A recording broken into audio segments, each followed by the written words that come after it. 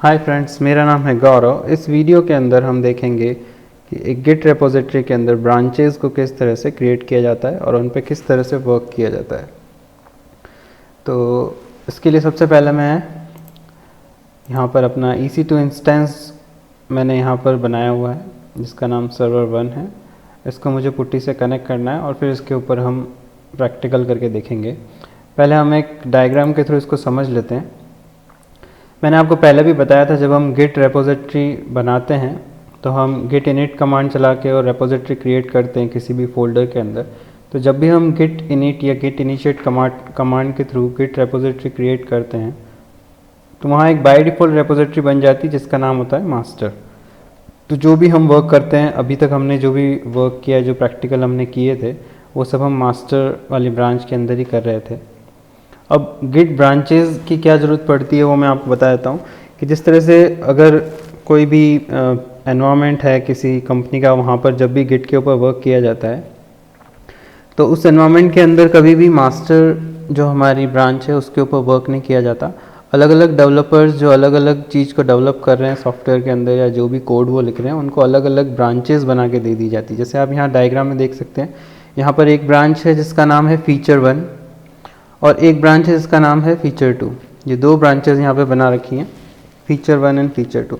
यानी अगर एक कोई हमारा सॉफ्टवेयर डेवलपर है वो फीचर 2 डिज़ाइन कर रहा है तो उसको हमने एक ब्रांच बना के दे दी फीचर 2, जिसके अंदर वो कुछ फाइल्स के ऊपर वर्क कर रहा है। एक हमारा जो डेवलपर है उसको हमने दे दी फीचर 1, वो उस फीचर के ऊपर वर्क कर रहा है। यानी जो हमारा मेन कोड है, जो हमारा मास्टर वाली जो हमारी वो है ब्रांच उसके अंदर रखा हुआ है, उसके ऊपर उसका कोई भी फ़र्क नहीं पड़ेगा। यानी अगर फीचर 1 जो डेवलपर बना रहा है उस फीचर 1 में आप देखो यहाँ पर एक फ़ाइल, जो 4 फाइलें थी 1 2 3 4, उसमें से वो वर्क कर रहा है फाइल 1 एंड 3 के ऊपर, और फीचर 2 वाला जो डेवलपर है वो वर्क कर रहा है फाइल 2 एंड 4 के ऊपर। तो एक चीज़ आपको हमेशा ध्यान रखनी, जब भी हम मास्टर ब्रांच से कोई नई ब्रांच क्रिएट करते हैं, जब भी हम कोई नई ब्रांच क्रिएट करते हैं मास्टर ब्रांच से, तो मास्टर ब्रांच का जो भी डेटा होता है, आप यहाँ देख रहे हैं फाइल 1 2 3 4 जो डेटा है मास्टर ब्रांच का, ये सारा का सारा डेटा कॉपी हो जाएगा हमारी नई ब्रांच के अंदर। जो हमारी फीचर 2 है उसके अंदर भी ये चारों फाइल्स आ जाएंगी, जो हमारी फीचर 1 वाली ब्रांच है इसके अंदर भी ये चारों फाइल्स आ जाएंगी। फिर हमारा जो डेवलपर है उसने यहाँ पर हम देख सकते हैं फीचर 2 वाला जो हमारा ब्रांच है इसके अंदर उसने 2 फाइल्स पे वर्क किया है, फाइल 2 एंड फाइल 4 पे। और जो हमारा फीचर 1 वाला डेवलपर है उसने 2 फाइल्स पे काम किया है, 1 और 3 के ऊपर। ठीक है, और जब उसका काम हो गया, जैसे यहाँ पर आप जो 2 डॉट देख रहे हैं ना, ये कमिट्स को शो कर रहे हैं। यानी जो हमारा फीचर 1 वाला डेवलपर है उसने 2 बार कमिट किया है इन फाइल्स को। आप यहाँ पे नाम में भी चेंजेस देख सकते हैं। फाइल 1 का नाम था फाइल 1 वर्जन 1.0। उसके बाद जब उसने पहला कमिट किया तो उसका नाम उसने रखा है वर्जन 1.0.1। फिर जो दूसरा कमिट किया तो हो गया वर्जन 1.1। ठीक है, तो जब उसका यहाँ पे वर्क उसका कंप्लीट हो गया तो उसने क्या किया, ये जो ब्रांच है इसको हमने क्या कर लिया, फिर उससे हमारी मास्टर ब्रांच के अंदर आप ये देख सकते हैं यहाँ पे हमने मर्ज कर दिया उसको। ठीक है, इसी तरह से जो डेवलपर हमारा फीचर 2 पे वर्क कर रहा था उसने भी अपनी फाइल्स के अंदर वर्क किया, फाइल 2 और 4 के अंदर, और उनका जो भी उसको कोडिंग करनी थी उसने कर लिया। और जब वो हमने उसको चेक कर लिया कि हाँ भाई जिसने कोड है वो सही से बनाया है और अब हम इस कोड को हमारी मास्टर ब्रांच के अंदर ऐड करना चाहते हैं, तो हम उसको क्या कर लेंगे, मर्ज कर लेंगे अपनी मास्टर ब्रांच के अंदर। ठीक है, तो जैसे ही हम उसको अपनी मास्टर ब्रांच के अंदर मर्ज कर लेंगे तो हमारी जो मास्टर ब्रांच की फाइल्स थी, पहले आप देख सकते हैं यहाँ पे वर्जन 1.03 चारों फाइल्स का, और अभी मर्ज करने के बाद में चारों फाइल्स का वर्जन हो गया है वर्जन 1.1। तो इस तरह से हम ब्रांचेस बना के क्या कर सकते हैं, पैरेलली अलग अलग डेवलपर्स के थ्रू अलग अलग डेवलपमेंट करा सकते हैं, और इससे हमारी मास्टर ब्रांच में कोई भी फ़र्क नहीं पड़ता जब तक कि हम उस ब्रांच को मास्टर ब्रांच के अंदर मर्ज नहीं कर लेते हैं। ठीक है, यानी हमारी मास्टर ब्रांच में कोई भी एरर नहीं आएगी, जो भी एरर आएगी वो अलग अलग ब्रांचेस में जो डेवलपर अपना कोड डेवलप कर रहे हैं उन्हीं को वो एरर आएगी, वो उसको रिजॉल्व करते रहेंगे। उसके बाद जो हमारा मेन जो डेवलपर होगा वो उसको चेक करेगा, और अगर उसको लगता है कि सारा वर्क जो उन्होंने किया वो सही है तो वो उसको क्या कर देगा, मास्टर ब्रांच के अंदर मर्ज कर देगा। तो मर्ज करने से उनका सारा डेटा जो है मास्टर ब्रांच में अपडेट हो जाएगा। चलो इसी को अब हम प्रैक्टिकली करके देखते हैं कि किस तरह से ब्रांचेस को क्रिएट किया जाता है और उन पे किस तरह से वर्क किया जाता है। तो सबसे पहले मैं अपनी मशीन को कनेक्ट कर लेता हूँ पुटी के थ्रू। इसका आईपी कॉपी कर लेते हैं।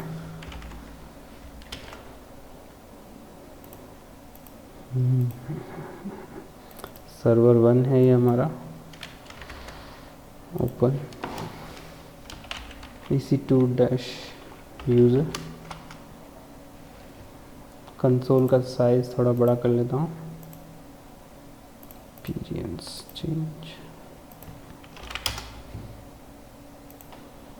ठीक है, अभी सबको विजिबल होगा ये।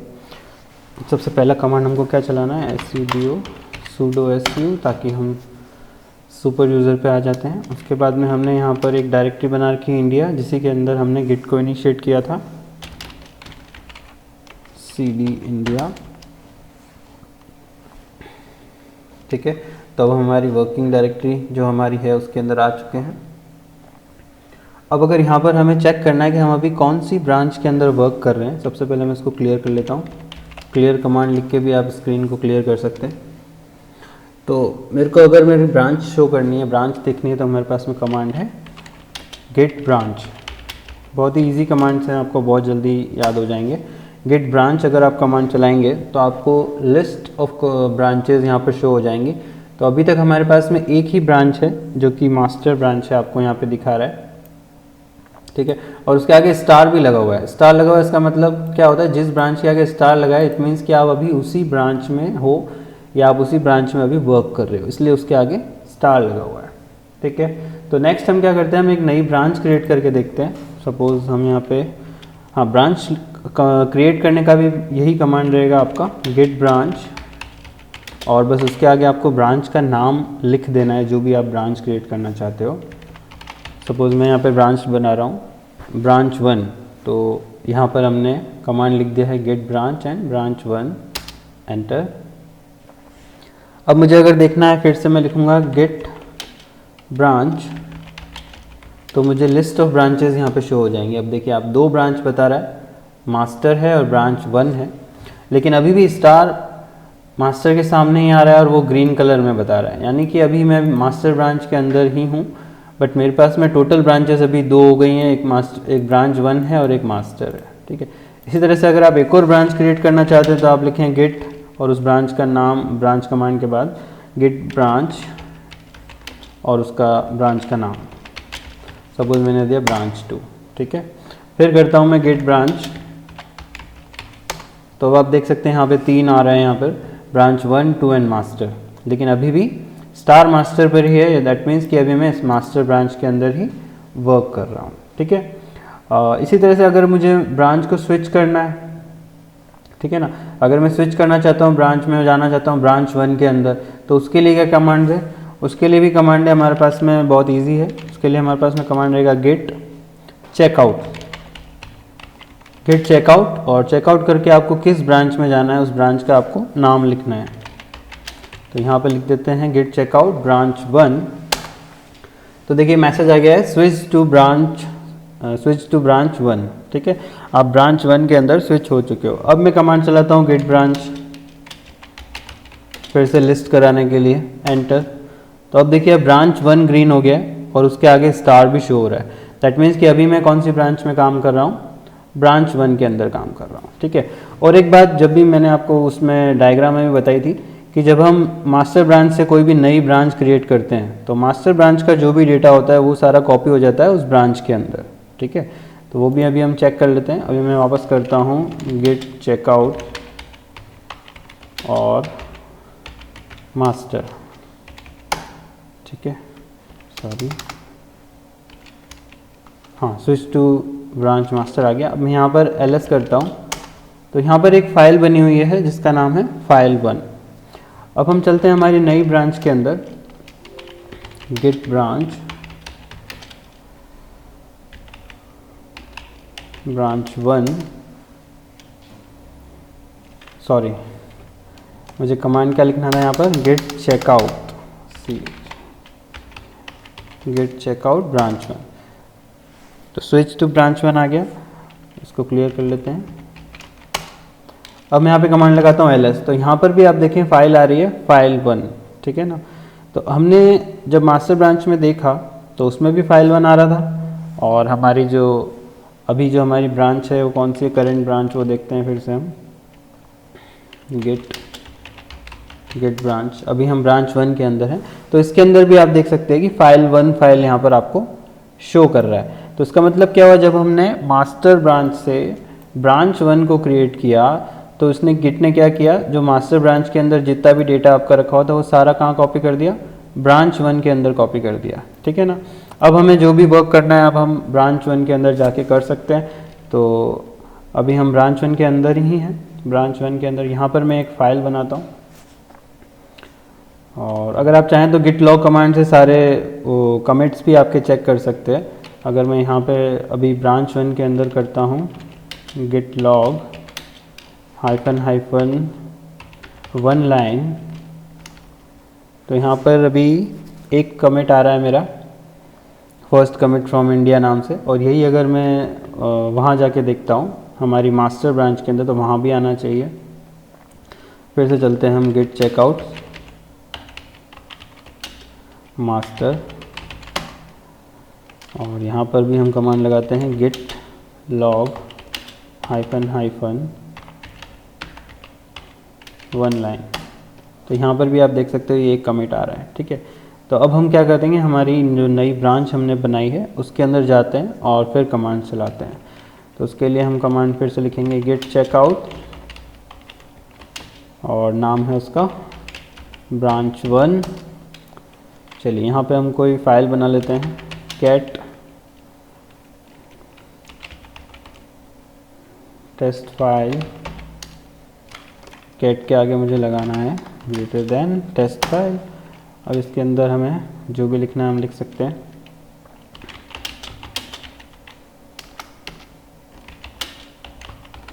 This is the code from branch 1, enter control D. चलो इसको मैंने सेव कर दिया। एलएस करके देख लेते हैं। अभी हमारे पास में दो फाइल्स है, फाइल 1 और टेस्ट फाइल। और अभी हम कहाँ वर्क कर रहे हैं, ब्रांच 1 के अंदर। चलिए अब इसको मैं कर लेता हूँ ऐड और commit, git add dot git commit hyphen M, message लिख देते हैं फर्स्ट कमिट फ्रॉम ब्रांच 1। ठीक है, 1 फाइल चेंज 1 इंसर्शन, ये हो चुका है कंप्लीट। यहाँ पर अगर हम देखें गिट स्टेटस, तो अभी हमारा वर्किंग ट्री क्लीन है, यानी हमने जो फाइल बनाई है उसको हमने ऐड कर दिया है और कमिट भी कर दिया है। ठीक है, अब हम चलते हैं हमारी मास्टर ब्रांच के अंदर। ठीक है ना। अभी अगर आप यहाँ पर git log hyphen one line करके चेक करते हैं, तो अभी यहाँ पर आप देखो 2 कमिट आ रहे हैं। ठीक है, जो भी हमारा लेटेस्ट कमिट है वो आ रहा है सबसे ऊपर, फर्स्ट कमिट फ्रॉम ब्रांच 1, और इससे पहले जो हमारा कमिट था वो था फर्स्ट कमिट फ्रॉम इंडिया। ठीक है, अब हम चलते हैं हमारी मास्टर ब्रांच के अंदर, वहाँ पे चेक करते हैं। कमांड है गिट चेकआउट, ब्रांच का नाम है मास्टर, एलएस करते हैं। तो यहाँ पर आप देखो सिर्फ फाइल 1 है, और यहाँ जब हमने एलएस किया था तो फाइल 1 और टेस्ट फाइल दोनों था। यानी अब हमने जो हमारा काम किया था वो ब्रांच 1 में किया था, वहीं पे हमने उसको ऐड किया, कमिट किया, तो वो जो हमारा वर्क है वो ब्रांच 1 के अंदर हमने किया था, इसीलिए वो मास्टर के अंदर हमको नज़र नहीं आ रहा है। ठीक है ना। चलो अब हम फिर से हमारी ब्रांच के अंदर चलते हैं, गिट चेकआउट ब्रांच 1 एलएस। यहाँ पर अभी हमारे को 2 फाइल्स दिख रही है। अब मैं यहाँ पर एक फ़ाइल बनाता हूँ, उसको मैं ऐड नहीं करूँगा, कमिट नहीं करूँगा। ठीक है ना। Cat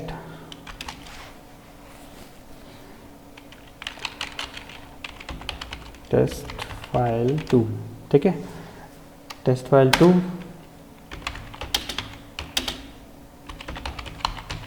this is testing, control D. और अब मैं एलएस करता हूँ। यहाँ पर मुझे तीनों फाइल दिख रही हैं, फाइल 1, टेस्ट फाइल और टेस्ट फाइल 2। अब मैं यहाँ से स्विच करके जाता हूँ मास्टर ब्रांच के अंदर, वहाँ पर अब हम एलएस करके देखेंगे कि क्या ये फाइल जो हमने अभी नई बनाई है वो यहाँ दिखती है या नहीं। कमांड git checkout मास्टर, ठीक है, चेंज हो चुका है, क्लियर कर देता हूँ मैं। अब हम यहाँ पे करेंगे ls, तो आप देखो यहाँ पर आपको फाइल 2 दिख रही है, ठीक है, फाइल 1 जो मास्टर ब्रांच में पहले से थी, उसके बाद में टेस्ट फाइल 2 जो हमने अभी क्रिएट करी, अब वो फाइल भी आपको यहाँ पर दिख रही है। ऐसा क्यों हो रहा है? क्योंकि जो हमारी ब्रांच है मास्टर और जो हमने दूसरी ब्रांच बनाई थी ब्रांच 1, तो ब्रांच 1 और मास्टर जो दोनों ब्रांचेज हैं वो है तो एक ही रेपोजिटरी के अंदर हमारी, ठीक है। हमारी जो लोकल रेपोजिटरी हमने बनाई थी वो किस में बनाई थी? हमने इंडिया डायरेक्टरी में बनाई थी, और ये दोनों की दोनों जो हमारी ब्रांचेज वो इंडिया डायरेक्टरी के अंदर ही है। तो मेरा यहाँ आपको ये बताना है, मकसद मेरा, कि जब तक आप अपनी ब्रांच के अंदर कोई फाइल बना के उसे ऐड और कमिट नहीं कर देते हैं ना, तब तक वो आपको सारी ब्रांचेस में नजर आएगी, ठीक है। अब मैं उस ब्रांच में जाता हूँ, ब्रांच 1 में, और इसको हमें ऐड और कमिट कर देते हैं, ठीक है। हम लिखते हैं यहाँ पर git checkout ब्रांच 1 ls, ये आ रहा है यहाँ पर अगर मैं लिखता हूँ git status, तो ये बता रहा है टेस्ट 2 फाइल आपने बनाई है, उसको आपने अभी तक ऐड नहीं किया है, कमिट नहीं किया है, ठीक है ना। तो हम यहाँ पे कमांड लिखते हैं git add डॉट और git commit -m, यहाँ लिख देता हूँ मैं ब्रांच 1 सेकंड फाइल, ठीक है, ब्रांच 1 सेकंड फाइल, ये हमने कमिट कर दिया। अब लिखते हैं फिर से git status, कुछ भी नहीं है, वर्किंग ट्री क्लीन आ रहा है, देखो, nothing to commit, working tree clean. अब हम चलते हैं हमारी मास्टर ब्रांच के अंदर, git checkout मास्टर, और अब हम यहाँ पे ls करके चेक करते हैं, तो आप देखो अब यहाँ पे सिर्फ फाइल 1 आ रही है। इसका मतलब क्या हुआ कि जब भी हम कोई फाइल क्रिएट करते हैं किसी भी ब्रांच के अंदर, तो जब तक आप उस फाइल को ऐड और कमिट नहीं करोगे तब तक आपको वो हर ब्रांच के अंदर शो होगी। लेकिन जब आपने उस फाइल को ऐड कर दिया, कमिट कर दिया, तो वो सिर्फ उस ब्रांच के अंदर ही आपको शो करेगा, उसके बाहर आपको फाइल कहीं पर भी नहीं दिखाई देगी। इसी को हम git log कमांड से भी चेक कर लेते हैं। यहाँ पे अगर मैं लिखता हूँ git log -1 लाइन, तो आप देखो यहाँ पे सिर्फ एक ही कमिट आ रहा है, फर्स्ट कमिट फ्रॉम इंडिया, जो यहाँ पहले भी आ रहा था हमारी मास्टर ब्रांच के अंदर। और यही कमांड अगर मैं अपनी ब्रांच 1 में जाके चलाता हूँ तो देखना क्या होता है, git checkout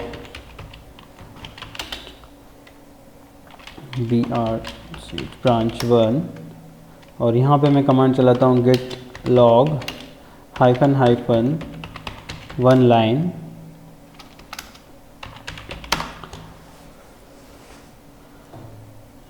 तो यहाँ पर आप देखो ब्रांच 1 सेकंड फाइल भी आ रहा है, फर्स्ट कमिट फ्रॉम ब्रांच 1 भी आ रहा है, और फर्स्ट कमिट फ्रॉम इंडिया भी आ रहा है। यहाँ पे 3 कमिट आपको यहाँ पर शो हो रहे हैं, 1, 2 एंड 3, जबकि हमने मास्टर ब्रांच में देखा तो वहाँ पर हमको सिर्फ एक ही कमिट शो हो रहा था। तो ये जो दोनों कमिट हमने किए हैं ये हमने हमारी ब्रांच 1 के अंदर किए थे, तो कमिट होने के बाद में आपको आपकी वर्किंग डायरेक्टरी के अंदर शो नहीं होते हैं। तो जिस ब्रांच में आप काम कर रहे हो उसी के अंदर आपको वो शो होंगे। तो फ्रेंड्स, वीडियो को देखने के लिए बहुत बहुत थैंक यू। अगर कोई भी आपका सवाल हो तो नीचे कमेंट बॉक्स में ज़रूर लिखना, मैं उसका जवाब देने की पूरी कोशिश करूंगा। और इसी तरह के वीडियोस को देखते रहने के लिए चैनल को सब्सक्राइब कर दें और बेल आइकन को प्रेस कर दें। मैं आपसे मिलता हूं नेक्स्ट वीडियो में जल्दी, तब तक के लिए टेक केयर, गुड बाय।